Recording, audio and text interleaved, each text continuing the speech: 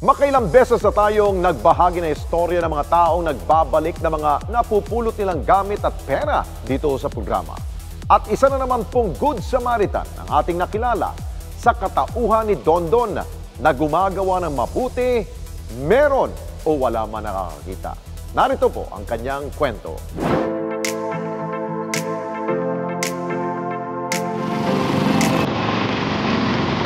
Maraming beses tayong sinusubok ng pagkakataon, lalo na sa mga panahong gipit o walang-wala. Ngunit para sa isang tricycle driver na ating nakilala, ang mga problema sa buhay dapat daanan lamang. Siya si Dondon De Jesus, tubong Hagonoy sa lalawigan ng Bulacan. At nakilala namin siya dahil sa isang post sa social media kung saan nag-viral ang kanyang katapatan nang minsan siyang magsauli ng isang gamit na may laman na importanteng mga dokumento at pera. Ako nga pala po si Dondon De Jesus. Isa po akong tricycle driver sa Robinson, Malolos po. RSN Toda, CMBD po. Kung magkasunod po kami sa highway, sa MacArthur Highway sa Dakila. Nag-open po ngayon yung stoplight ng Dakila, mabilis sa single. Magkasunod po kami, tapos nalaglag, hindi niya napansin. Ngayon, mga single, naghintuan na, tapos yung dalawang hinabos, hindi na inabutan. Di pagdampot ko po ngayon, meron na construction po kasing gumagawa din. Hawak din nila na parang gusto nilang sila kumuha. Ang sabi ng mga single sa likod ko, boss, dyan mo nabigay sa tricycle driver. Kasi yan may pagkakilanlan. Madaling matrace ang may-ari kung sakali mang hanapin. Eh kayo po kasi hindi. Ayun, hanggang nakuha ko lang po. Pag-abante ko na po, nagpunta ako sa terminal namin, binuksan ko ngayon yung laman. Nakita ko nga po yung mga importanteng laman. Tapos may cash na pera. Una ko pong nakita, hindi po yung pera. Nakita ko agad yung passport, NBI, tsaka mga ticket niya na importante. Kaya hindi po pumasok muna sa akin yung pera. Inisip po, matrace agad ng may-ari kung sino nakakuha. Kasi alam po nag-aalala siya. Ang pera po niya, 21,600. Ang may-ari na nasabing top box, nakilala bilang si John Patrick Paginto mula sa Santa Maria, Bulacan.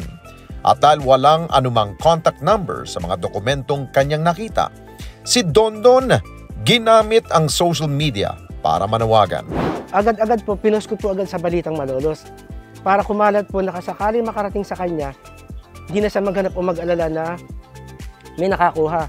Ang nilagay ko po doon sa Balitang Malolos, kung sino man po may-ari nito, para po madali nyo makita, pumunta po kayo sa terminal sa Robinson, Malolos. At ito rin po ang contact number ko at pangalan ko.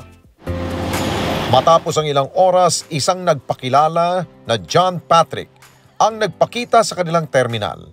At dahil kasalukuyang nasa biyahe na mga oras na yun, inantay siya nito para personal na makapagpasalamat. Siguro po mga 2 oras lumipas, nauna siya sa akin kasi nabiyahe na po ako. Nandoon na pala siya. Nalaman daw po niya na huminto siya sa crossing. Nagtanong-tanong na baka sakali daw po na may nakakita na gano'n. Ang sabi agad ng mga riders din, mga lala mo, gano'n. Nakita namin yan, boss, nakapost, puntahan mo sa Robinson. May nagpost, hanapin mo yung Dondon De Jesus sa terminal ng Robinson. Nung una, sabi na, may radyo po kasi kami Niraradyo na Vice, nandito na yung napulot mo yung may-ari. Sabi ko, sige, pakisabi ka ako na may sakailangan ko, pakihintay ako dyan. Tapos ginawa ko po, may nag-ring, sinagot ko siya pala yun. Sabi niya, boss, sige po, sige, okay lang po, kahit nasaan po kayo, kahit maghapon ako dito, hintayin ko kayo. Sabi niya gano'n. Opo, sandali lang, bayan lang naman po ako. Ayun, pagdating ko po, hindi ko alam kung yayakapin niya ako o sa tuwa na parang nakita ko din siya na nanggilid yung luha niya dahil eka nga naman po yung pera na nandoon, kaya niya kitain. Pero yung document na lahat ng papers, unang-una po yung passport. Napakatagal daw pong proseso nun bago makuha uli. Ang katapatang ito ni Dondon, hindi lamang pala isang beses niyang naipamalas. Dahil sa halos 7 taon niyang pagseserbisyo rito sa bayan ng Malolos, makailang beses na siyang nagbalik ng mga gamit at pera na naiiwan sa kanyang tricycle. Ang pinakamalaki ko po ay yung sa Muslim. 2018, bago pala po sa Toda, wala pang 1 year. 1 year pa lang po. Sumakay po mismo sa akin sa Robinson, nagpahatid po siya ng bayan ng Malolos.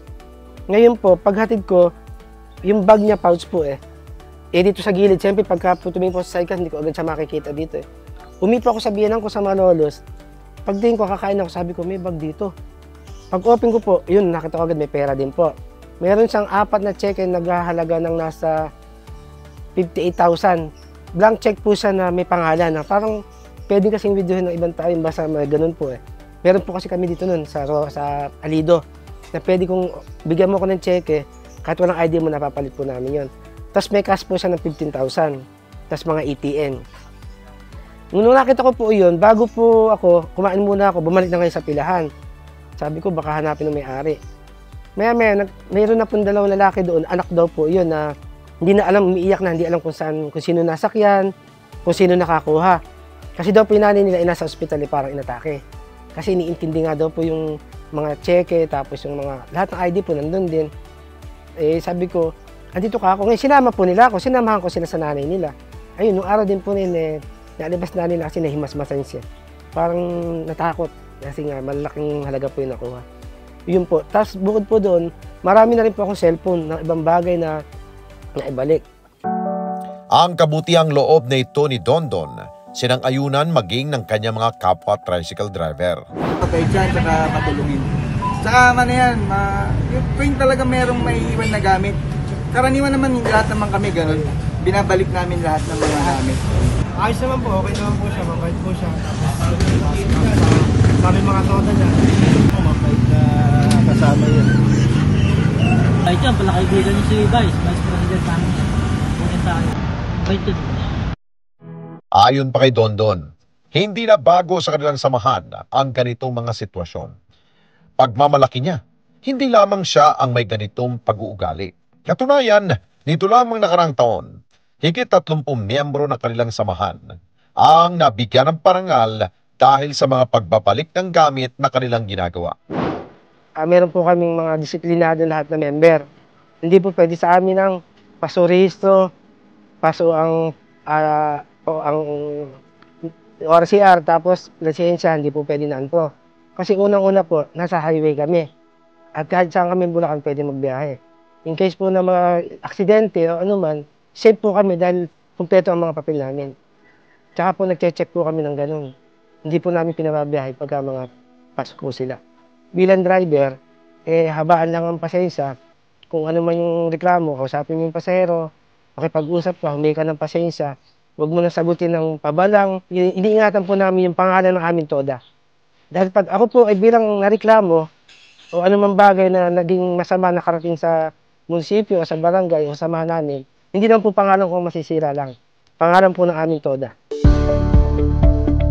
Ang punong barangay Palapat, kung saan lumaki si Dondon na si Kapitan Concepcion Kasahe. Nasundan ang kabaitan ni Dondon at ng kanyang pamilya. Ang kanyang post ang nagbigay daan para makilala natin ang panibagong Good Samaritan sa ating programa. Yung pamilya naman nila Dondon, since na talagang kabarangay ko siya, sa mga magulang niya, talagang nakikita ko yung katapatan ng loob at kagandahan ng kanilang puso.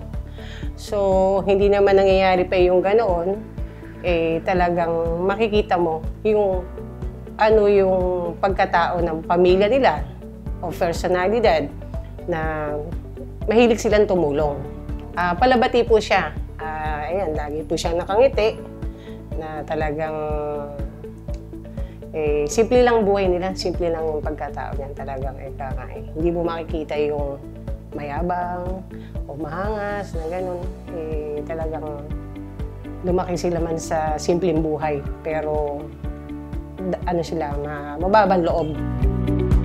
Anya, inspirasyon si Dondon hindi lamang ng kanyang mga anak, ngunit maging ng kanilang barangay.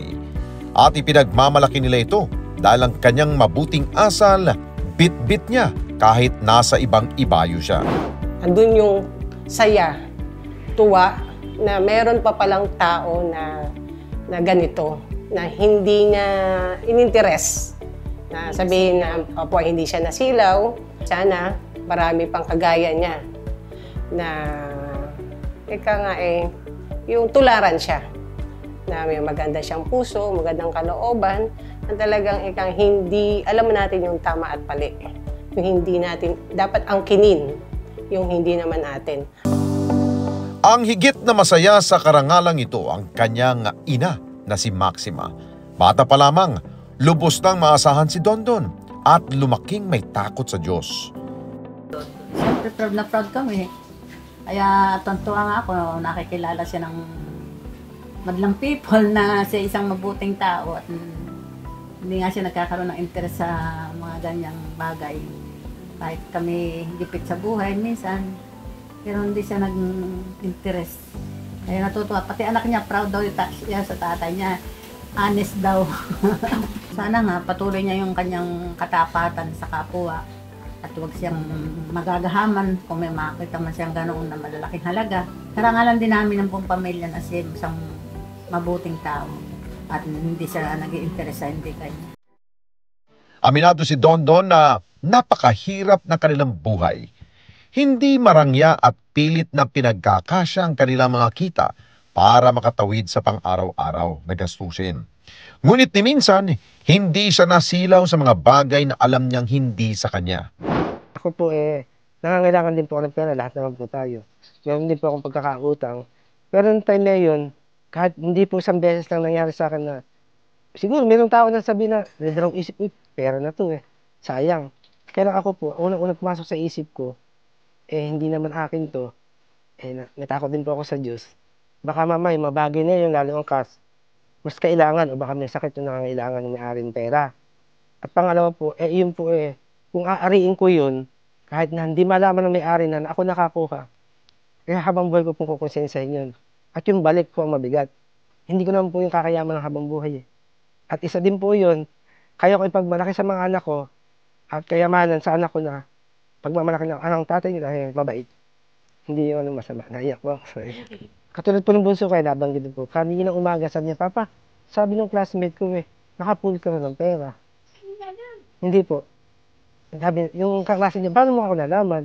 Nadidinig na doon sa nanay niya, totoong kwento po ito, sabi ng bunso. Kaya naman, ako siyempre, di ba sabi ko sa inyo, pag hindi atin, hindi atin. Soli niyo kung may-ari. Ganun naman po sila, hindi naman po, yung mga anak ko naman magagalang niya. Pabait po. Tapos po dito po kasi, kahit sa barangay po tanongin niya, hindi pa ako nasangkot sa kanyang gulo. Hindi man ako nasangkot na anong mga mabagay na hindi magaganda. Yan nga po, tumanim sa isip ko, yung mga bilang magulang ko, dahil sila pang mapapahiya. Hindi naman po ako lang. Kaya sabi ko, hanggang nabuhay si nanay, kung malaki katulad po niya, pagmamalaki ka niya, nagkalat po kasi ako dito, anak ko yan. Yun po, may karangalan na habang buhay si nanay, nadadali niya na yung anak niya, maganda yung kalooban. Para kay Dondon ang kanyang ginawang pagsasauli ng mga bagay, hindi extraordinary o natatangi. Ngunit nararapat lamang nating gawin na sino man sa ating kapwa-tao na maging tapat at totoo sa ating tungkulin, meron man o walang nakakakita. Ako po si Dondon De Jesus, tubong taga Hagonoy, Bulacan, Certified E-Responder.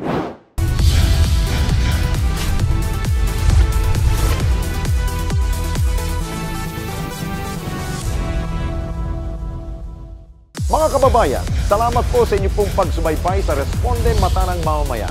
Para mapanood pa ang iba pa naming pagresponde sa ating mga kababayan, i-click lamang ang subscribe button o i-follow lamang ang Net25 social media pages at Net25 TV.